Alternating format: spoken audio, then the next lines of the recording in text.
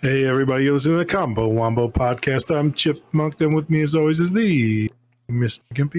What's going on, Chip? How's it going, brother? What's happening, dude? Gotta do the intro live, dude. We gotta go. We gotta get hype. We gotta. No, yeah. No, Yeah, I gotta build it up, dude. told you, man. I got No, it's lured real. in by the siren call of my bed this morning, dude. Like I woke up, I'm like, oh shit, I'm late for the pod, and then my alarm was going off, right? Because I have 3 separate alarms, but yeah, I still had it set to 9 because that one time I was like, I'm not gonna wake up till X or whatever. I never switched it back to 8, so I'm like, oh okay, all right, that's on me. So I turned the alarm off. I start putting clothes on, and then I sat back on the bed, and then like I laid on the bed, and that was it, and I fell back asleep. That's all it takes, man. Yeah, dude, it was just like seconds. So my bad, brother. But I usually try to I put my alarm clock like across the room, so I have to like get up and walk around to shut it off. I used to do that. Yeah, the wife got, like, this was when before we were married too. She's like, what the fuck? Just sit next to you. I'm sick of you not waking up, because I still wouldn't wake up to it. You know, you get used to it. So I'm just like, I just hear it's like, and it's just, I'm like, oh, fuck it. So it would piss her off. So, yeah. I mean, she's like the secondary alarm clock that forcing her awake to wake you up. Right. Yeah. She didn't like that. but yeah, dude, my fault, brother. But I gotta say, man, we got Snowmageddon coming here in the Midwest. I still don't believe it, dude. I don't know. It looks fine outside, but birds are going crazy, dude. It's like, you know, like when in the movie The Omen, when Damien was outside and the birds are going fucking nuts. That's what it's like outside right now. It's so loud out there because of like bird activity. Like I actually legit had snow coming down right now, dude. Oh really? Not by me yet. Like I legit had to cover my window over here because the bird noises are so loud. I literally put like dang, they're freaking out. They're like, the snow's coming. Yeah, burrow back away. Hell yeah. All right.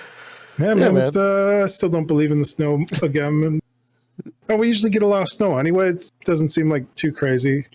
Yeah, it's been known to happen up until like May around here. So. Yeah, exactly. It was like last year, March 20th, we got a blizzard. So it's right on schedule. It's right on schedule, you know. Actually, it's 4 days late from last year, but you know, it's like not unheard of. But we had such a wimpy winter where, you know, people just aren't prepared, I feel. Yeah, and I also feel like with everyone telecommuting as well, like everyone's quicker to pull the trigger of like, well, working from home. Get ready for it. Any reason not to come into the office, we're here for. True. So, yeah. So that's what it is. But with working from home, man, I see what I've been working on this last week. My bro Sir Solace has been playing Tekken 8 quite a bit, and he's been training and he's been modding his arcade stick. So I 3D printed a new bezel for him for his arcade stick, just because he has the Mad Catz TE2, and by default it comes with a red bezel, and he didn't want he just wanted to replace it with a white one to match his art. So I've 3D printed a bezel for him, so that was pretty cool. Getting that done, I've started doing more 3D prints just for other people now. Yeah. You know, so because all the stuff I wanted, I pretty much made. All right. You know, so that's been cool. I decided to modify one of my other arcade sticks, the one that I had on the Wii for Tatsunoko vs. Capcom. I decided to finally modernize that for current stuff, so I bought some new internals to swap out to have it work on like the PS5, Xbox, and all that. Yeah, I bought a new ball top for it too, just to change the colors around. I like the art on it. I think I'm going to keep the art, just because you don't really have a lot of those old like Tatsunoko characters aren't really well represented in American media any longer. Like I love seeing Ken the Eagle from Science. Was a Super Ninja Hero science team or whatever. I forget what it was called in America. You know what I'm talking about? Like Ken the Eagle, June the Swallow or whatever. I can't remember what the American version was called, but I have no idea what his name is. Yeah, but you don't get those characters over here, so I like having the art. I feel even though like the arcade stick was kind of mass produced for the Wii, like those characters aren't really well known here. Karas, Gotcha Man, stuff like that. So they're out there, man. Good, yeah. So good shit. So we're gonna I mean, I'm still using my Hori Rat Band, like that's my main stick, but I just wanted a second stick to, like I already have a second stick for other players, but if we're on a console, I figured just, do that, just bite into it and go for it, Well, no, man, just to have it. Yeah, yeah. Yeah, So it's kind of cool that you're doing 3D prints now for other people. I was telling you a little bit about this before the pod. I got this program. Now I've been looking into it. Plasticity. It's like a CAD program for artists. So it's more of like, I don't know. They have like presets for like whatever 3D software you're used to, like Blender or Maya or 3ds Max. yeah, And then you use like curves and NURBS to model things, and like you can do like very precise stuff to like the millimeter. People have been using it for 3D printing. They got like a Blender bridge now for like Blender 3D, which I'm used to. yeah. And I like precise hard surface modeling. I enjoy like mechas and stuff. I've mostly been messing around with like that Adobe VR sculpting software. And They got a big update a little bit ago, didn't it? By a little bit, I mean within the last 3 months. But like you can always like pull in like other like models. So like I usually like was just kit bashing stuff in there, and I was like, what if I start making some of my own kit bashing stuff from there? What's sick? So I don't know. I haven't gotten too deep into it. I've tried some of the basic stuff, and it does all the stuff I want it to do. It feels clunky, but I feel like that's any new piece of software you get into. Yeah. Where it's like you gotta learn like it's like little things you gotta do. It's like it's very precise. It has like the number keys up top, like 1, 2, 3, and 4 to like switch between like if you want like a edge or a face or the whole object. And and it's using like the move, like the GST, I think, like grab, rotate, scale, GRS hotkeys from like Blender to like grab, rotate, and scale, but only if you're in like the force Blender position. The object mode. Sure. Yeah, you can like move around curves and stuff, and people have been using it to do like different like little scale models and stuff, hard surface models for 3D printing. Cool. So that's how it came up on my radar. It does cost money. It's like $150 for like an indie license, or like $300, but they give you like 12 months of support with that. It's like a one-time thing. It's not like a subscription thing, which I also like. Yeah. It's rare for Adobe. No, this isn't Adobe. This is Plasticity. Oh, okay. The other Adobe one got bought up by Facebook, and that one was free for the VR stuff. Gotcha. But Meta's really trying to monopolize VR, so that doesn't surprise me. Yeah. So who knows how long that like license will last? VR. Sure. Yeah, if you make something, dude, just if you can convert it to like an STL file, just throw it my way. I'll print it for you, dude. I might have to. I've been looking into like a lot of these Sterling engines. I don't know if you know about this. I don't. It's like using like two different sources of energy. So it's like one's like an air chamber, one's like a heat chamber. Okay. And it uses like the difference to like push the pressure of like a tube to move an engine. So you put like hot water under one and like cold water or air on like the other side of it, and it moves. And it's pretty cool. There's like some 3D files out there, but some of them cost money. I'm like, it seems easy enough to like just make or like customize, because I'd want to like add like little magnets or something on it to like try and like turn into like a little generator to just for funsies. Okay. See what that's about. Well, with TrueCAD software, you get like simulations and stuff too. Does this thing you have any simulation function, or is it just purely for artists? I think it's just purely for artists. There's no simulation, so it's very limited. Gotcha. It's like, hey man, are you an artist? Can you draw lines and stuff? But like, you could like draw on paper what you want, but you don't want to mess with like CAD to like import and like mess, because it has all those extra things in there. It's like, yeah, kind of. Is CAD free now? Is it still costing money? I think it's free if you're a student, or I think there's free versions. But there's a student edition that's 100% free. That I know that because one of my coworkers uses that. They don't really check as long as you have like an active student email. It works. So I know they've done like a few like humble bundles and stuff where it's like basically free, like during that. So, I don't know. You could always keep an eye out for that. Yeah, that's true. Yeah, that's true. Yeah, I'm just using the free version of this. I haven't like put in any money up, but if I did like model something that I wanted to like 3D print, maybe up to hit you up and be like, hey man, just print out all this stuff for me. Yeah, definitely would. Yeah, dude. As far as The thing, we're a game dev podcast, right? We don't Yeah, just sometimes talk it's about a 3D sometimes, printing. you know? Yeah, really, it's really just what the fuck we're doing, right? But Yeah. Been doing any game deving this week? I have been doing some game done deving much. this week, man. When I was on vacation last week, and then this week I've just been chilling. Yeah. So I haven't really gotten out of vacation mode. Right? I did make a few more letter maps. I still got like the last 3 letters of the alphabet to go through, but we definitely think about doing that today. Chill, yeah, for sure, for sure. I have been doing some game deving.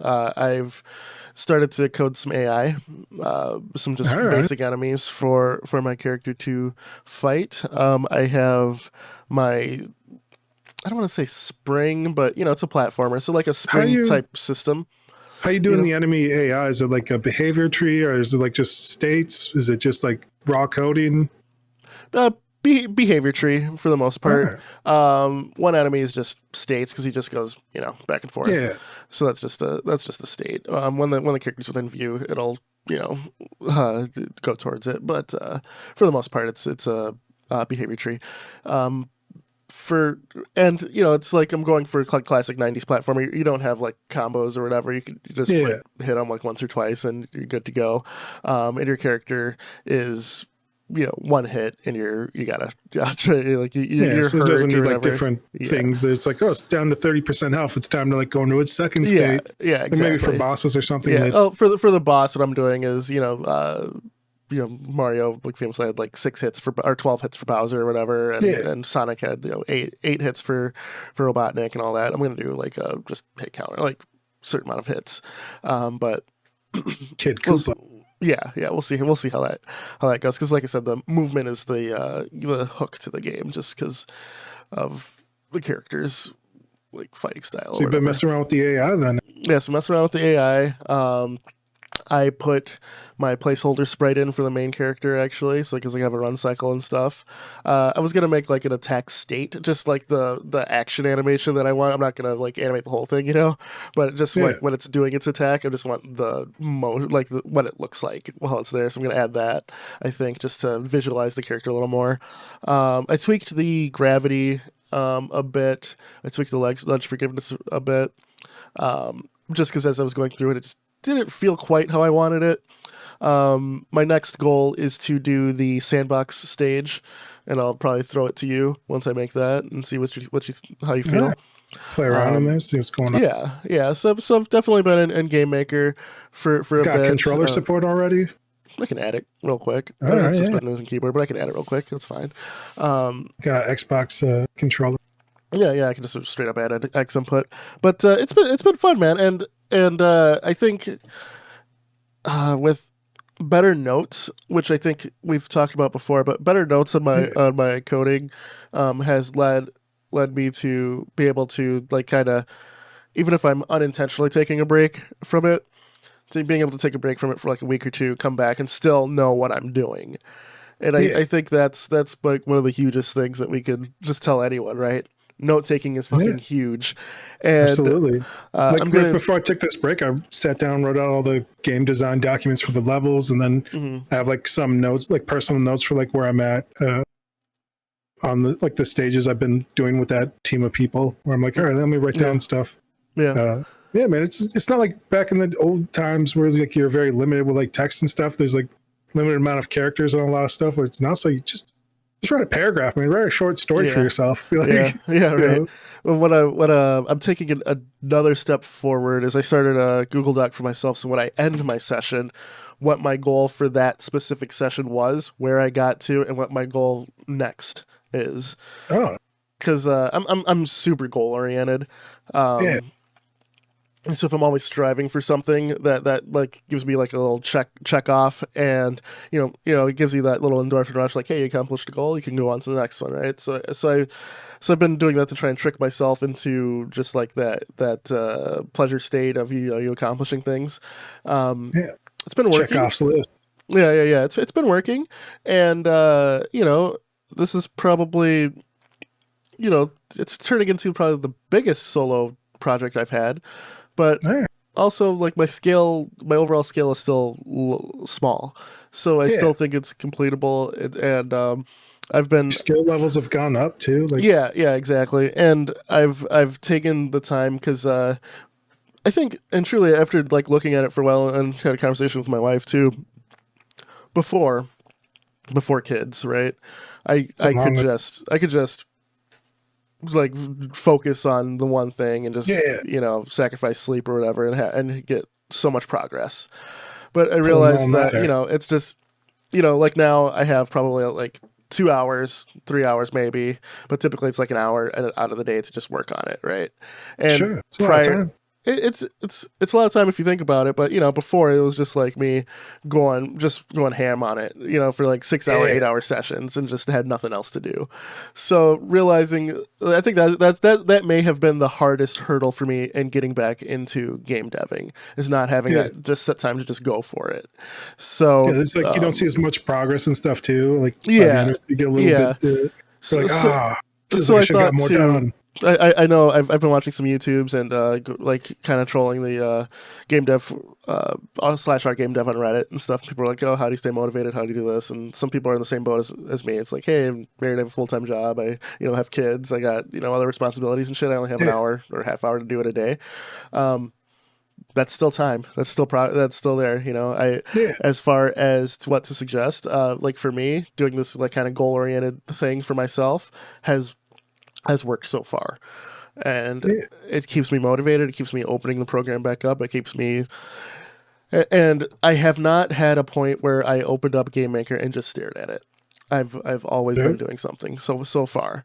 So I'm trying to be as honest as possible. Trying to be as during this whole process, and I'll keep everybody updated. The more All I right. get into it, but I have to say, figure out these little tricks for myself in my current state of life has been huge. And from when we talked about before about game deving and stuff, when I started projects and I kind of stopped, I had to look back and go, why did I stop?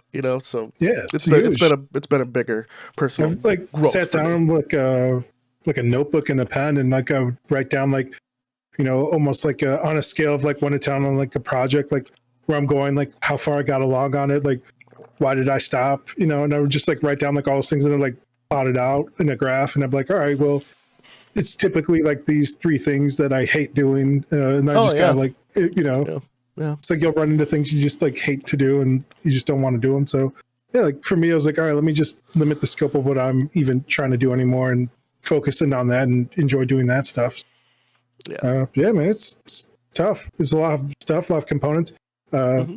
More things I've been doing too is like we've talked about here on the pod where I like to just like go into like a PowerPoint style presentation, just like draw up how the game should work, like in a simple PowerPoint, Sure. and then try and create that almost like as a slideshow in like I've been using like Unity or Unreal. I'll just make like a quick slideshow of like all the scenes and then all the pieces how they should work. It's I don't know. It's almost creating like a little bit more work, but you at least get to see like a ton of progress in like a quick amount of time. Yeah, Like like 2-3 hours. yeah, You'll yeah. have something up, and you'll be like, all right, this is like the full game. It's not working, but it's there. Like all Yeah, the scenes are yeah, there, all the things are there. They're like buttons that do the thing I want it to do, but it's not actually connected to anything. It's like a lot of smoke and mirrors, but yeah. uh, there's definitely like a placebo effect of like progress is being made, even though I'm gonna have to redo all of this. Yeah, Like yeah. There's certain other things with progress or like game deving that, you know, order of operations that I think I'm gonna try and switch around. Because when you're usually working on games, what do you work on first, right? The gameplay, right? yeah, What's the last thing to get done? Menus, probably. So yeah, So I figure if that's gonna be my like if I'm stuck on something to move on to something else as we've talked about before.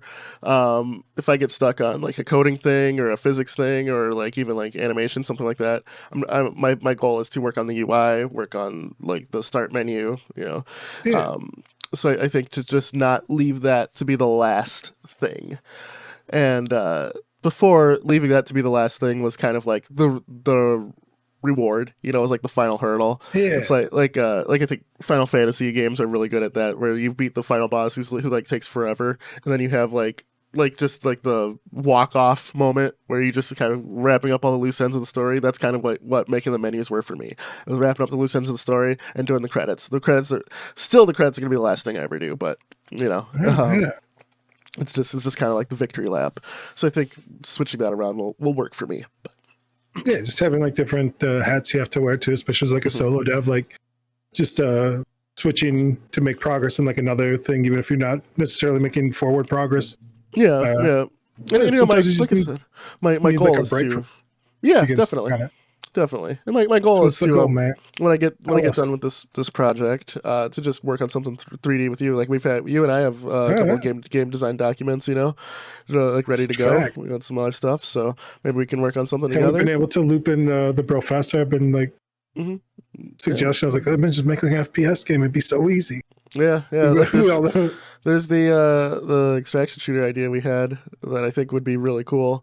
If we keep the scale small and just do like a proof of concept, that'd be fun, I think. Yeah, even if we made like a boomer shooter or like a stealth style game or something. Any kind of game. Like I said, I've just been tooling away at my like level design skills. That's all I've been doing, and I feel like I'm making a lot of improvement in it. So that feels good. Like we've talked also about this before on the pod of like, having screenshots or like keeping track of like the progress and then being able to look back. Yeah. Where like I can look at like the first few levels I've done because I have them all lined up in a row, and I'm like, man, these are really bad. And then like it's better and better. You're like, damn, this is really good. Like there's definitely like a euphoric feeling of like some your own personal growth. Yeah, a little bit of pride in your work, a little bit of like just feeling good about like where you started to where you come. You're like, yeah, this is pretty good. They're doing all right. Kids are making progress. Yep, very true. But yeah, man, I think that's that's kind of where I'm at. I realize it's been a couple weeks since I gave an update on the game dev thing, so I just figured we'll take some time on the pod and do that. But as far as goals for next time, one thing we talked about on the pod was the Halo levels that I made. We're ready to go. I plan on streaming. Do a boys' night out. Plan on streaming. If you're available Monday, we're thinking about doing it then. Just get everybody then playing some Infinite. Tomorrow, Monday, or tomorrow Monday. Yeah, tomorrow Monday. Yeah, next week. Available. No, tomorrow Monday. Yeah. All right. Yeah. All right. Block it out. Download Halo again. Hell yeah. All right. Yeah, man. So you've heard it here first. maybe I'll put some like clips of the stream or whatever. Then you could do like the level codes too for people. Yeah. I'll do level codes when we're done, and I will. I recorded a walk through the level and what I thought about and stuff too. I'm gonna do the one for your level as well, and then I'll set it off, and we'll deal with that later in the week, I suppose. With just if you want to like do anything of what you were thinking here and all that. So I think it'll be interesting, and we can probably put it up on the YouTube just as a side, just like, hey, we made this, and like a director's commentary of our levels. Like, yeah. I think that'd be kind of fun. But thoughts and actually doing it are two different things. So we'll see how it goes. We'll see how they play too. Like it's completely different too. Yeah, exactly. I wonder almost if we should do our commentary before we play it. That way, like we can maybe like do it in two parts of like what our expectation is versus like the reality of it. Oh yeah,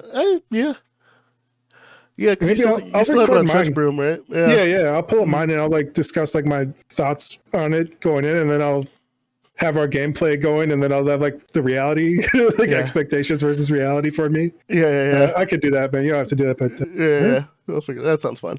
All right, so next week's pod will be probably a little different. We'll report back, and it should be some good shit.